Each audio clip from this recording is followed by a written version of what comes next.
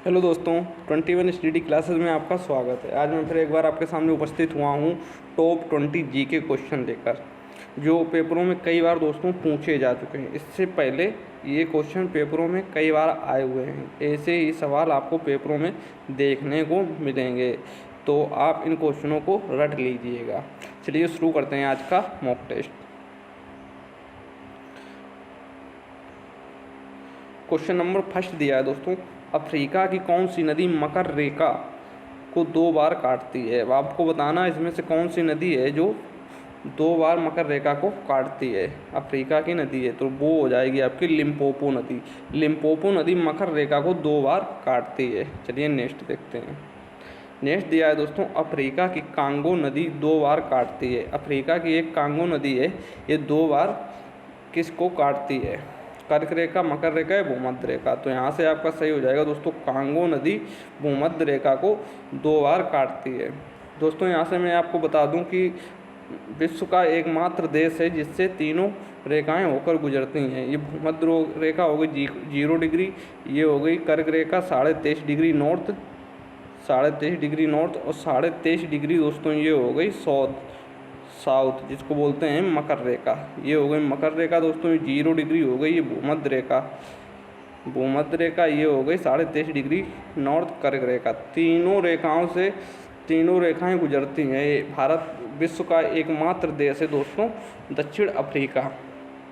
चलिए नेक्स्ट देखते हैं। नेक्स्ट दिया है, समस्त विश्व में चीतों की आबादी, सर्वाधिक आबादी भारत में है। इनकी अनुमानित संख्या कितनी है? दोस्तों इस क्वेश्चन के अनुसार हो जाएगी 2226। अगर प्रेजेंट की बात करें 2019 आंकड़ों के अनुसार, तो चीतों की आबादी है भारत में 2967, जो विश्व में सर्वाधिक है दोस्तों। और अगर दोस्तों भारत में अगर बात करें तो सर्वाधिक तो आपका हो जाएगा कर्नाटक में चीतों की आबादी सर्वाधिक है। चलिए नेक्स्ट देखते हैं। नेक्स्ट दिया है दोस्तों, न्यूजीलैंड में पाए जाने वाला उड्डयन पक्षी। न्यूजीलैंड में कौन सा पक्षी है जो पाया जाता है? तो आपका सही हो जाएगा कीवी। दोस्तों कीवियों का देश भी बोला जाता है न्यूजीलैंड को, जो ये उड्डयन पक्षी है दोस्तों। चलिए नेक्स्ट देखते हैं। नेक्स्ट दिया है दोस्तों, मकर रेखा नहीं गुजरती है। अब आपको बताना है इन चारों में से मकर रेखा किस देश से नहीं गुजरती है। दोस्तों अर्जेंटीना, ब्राज़ील और चिली तीनों से मकर रेखा गुजरती है, लेकिन बोलिविया देश से मकर रेखा नहीं गुजरती। तो आपका ये सही हो जाएगा। चलिए नेक्स्ट देखते हैं। नेक्स्ट दिया है दोस्तों, निम्नलिखित नदियों में से कौन सा अंतर्राष्ट्रीय सीमा बनाती है। अब इनमें से कौन सी नदी है जो अंतर्राष्ट्रीय सीमा बनाती है? दोस्तों रियो ग्रांड नदी जो है ये अंतर्राष्ट्रीय सीमा बनाती है। आप इस क्वेश्चन को याद कर लीजिएगा, पेपरों में कई बार पूछा गया है ये।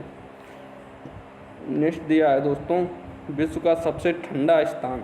अब आपको बताना है विश्व का सबसे ठंडा दोस्तों स्थान, तो हो जाएगा आपका बोयांस्क साइबेरिया देश, जो कि है दोस्तों विश्व का सबसे ठंडा देश माना जाता है। दोस्तों अगर बात करें साइबेरिया, तो साइबेरियन पक्षी आपने सुना होगा। साइबेरियन पक्षी जब यहाँ पर अधिक ठंड पड़ती है तो ये अपने भरतपुर राजस्थान में जो राष्ट्रीय उद्यान है उसमें पक्षी उड़कर आ जाते हैं, जिनको साइबेरियन पक्षी कहा जाता है। क्वेश्चन कई बार पूछा जाता है, साइबेरियन पक्षी उड़कर भारत में किस स्थान पर आते हैं? तो भरतपुर राष्ट्रीय उद्यान दोस्तों, जो कि राजस्थान में पड़ता है, वहाँ पर ये अधिक सर्दी में पक्षी उड़कर आ जाते हैं। चलिए नेक्स्ट देखते हैं। नेक्स्ट दिया है दोस्तों, निम्नलिखित में से कौन एक राष्ट्रीयकृत बैंक नहीं है। अब आपको बताना है इन 4 बैंकों में से कौन सा एक राष्ट्रीयकृत बैंक नहीं है दोस्तों। तो आपका दिया है ऑप्शन सी, ICICI बैंक जो दोस्तों है ये एक राष्ट्रीयकृत बैंक नहीं है। चलिए नेक्स्ट देखते हैं।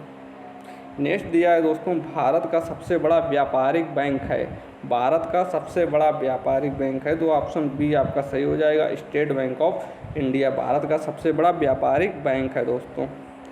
नेक्स्ट की बात करें अगर दोस्तों, दिया है किस बैंक ने सर्वप्रथम चीन में अपनी शाखा खोली है। क्वेश्चन दोस्तों यहाँ से पूछा जाएगा आपसे, किस बैंक ने सर्वप्रथम चीन में अपनी शाखा खोली है? तो आपका सही हो जाएगा state bank of India. State bank of India ने अपनी शाखा चीन में खोली है।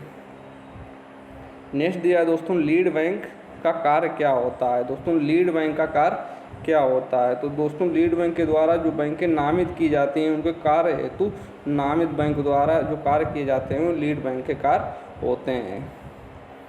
चलिए नेक्स्ट देखते हैं। नेक्स्ट दिया दोस्तों property and British rule in India के लेखक कौन है? Property is and British rule in India, तो इसके लेखक दोस्तों हैं दादा भाई नौरोजी। ऑप्शन डी यहाँ से आपका सही हो जाएगा। चलिए नेक्स्ट देखते हैं दोस्तों। नेक्स्ट दिया है किसने ये विचार किया था कि भारत में ब्रिटिश आर्थिक नीति घिनौनी है? तो यहाँ से आपको बताना है दोस्तों किसने ये विचार किया था कि भारत में ब्रिटिश आर्थिक नीति घिनौनी है। तो यहाँ से आपका सही जवाब हो जाएगा कार्ल मार्क्स। कार्ल मार्क्स का ये विचार था दोस्तों कि ब्रिटिश आर्थिक नीति भारत में घिनौनी है। नेक्स्ट दिया है दोस्तों, नेक्स्ट दिया है पंजाब में कृषि आंदोलन आयोजित करने के लिए लाला लाजपत राय को किस वर्ष निर्वासित करके मांडले जेल भेजा गया था? दोस्तों कई बार क्वेश्चन पूछा जाता है पंजाब केसरी किसे कहा जाता है? तो लाला लाजपत राय को। इसमें क्वेश्चन में पूछा गया है पंजाब में कृषि आंदोलन आयोजित करने के लिए लाला लाजपत राय को किस वर्ष निर्वासित करके मांडले जेल भेजा गया था? तो आपका सही जवाब हो जाएगा दोस्तों 1907 में। दोस्तों 1905 की बात करें तो इसमें हुआ था बंगाल विभाजन। 1909 की बात करें तो पार्लियामेंटरी सुधार आया था। अगर 1911 की बात करें तो दिल्ली दरबार का आयोजन दोस्तों किया गया था लॉर्ड हार्डिंग के समय, जब पंचम की भारत यात्रा के समय दिल्ली दरबार का आयोजन किया गया था। या ऐसे भी कह सकते हैं कि कोलकाता से दिल्ली को राजधानी बनाया गया था। चलिए नेक्स्ट देखते हैं। नेक्स्ट दिया है दोस्तों निम्नलिखित में से किसने निकाय के सिद्धांत का प्रतिपादन किया था? दोस्तों आपको बताना है निकाय के सिद्धांत का प्रतिपादन किसने किया था?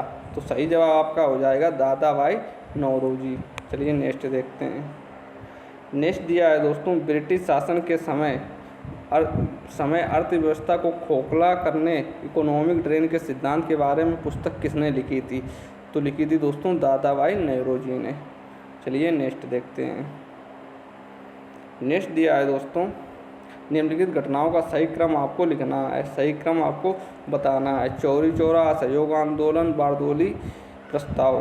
तो यहाँ से आपका सही हो जाएगा नंबर 1 पे आ जाएगा आपका चौरी चौरा। चौरी चौरा आएगा आपका 2 पे, क्योंकि दोस्तों उससे पहले असहयोग आंदोलन हुआ था। चौरी चौरा स्थगन दोस्तों पूछा गया था कि असहयोग आंदोलन स्थगन कब किया था? तो ये चौरी चौरा घटना के बाद में किया गया था। तो 1, 2, 3 आपके सही जवाब हो जाएंगे। 1, 2, 3 ऑप्शन दिया है ए में, क्योंकि चौरी चौरा घटना दोस्तों हुई थी 5 फरवरी 1922। चौरी चौरा घटना के उपरांत ही गांधी जी ने असहयोग आंदोलन को स्थगित कर दिया गया था। और बारदोली दोस्तों 1922 में 5 फरवरी के बाद में हुई थी घटना। तो आपका सही जवाब हो जाएगा 1, 2, 3। चलिए नेक्स्ट देखते हैं।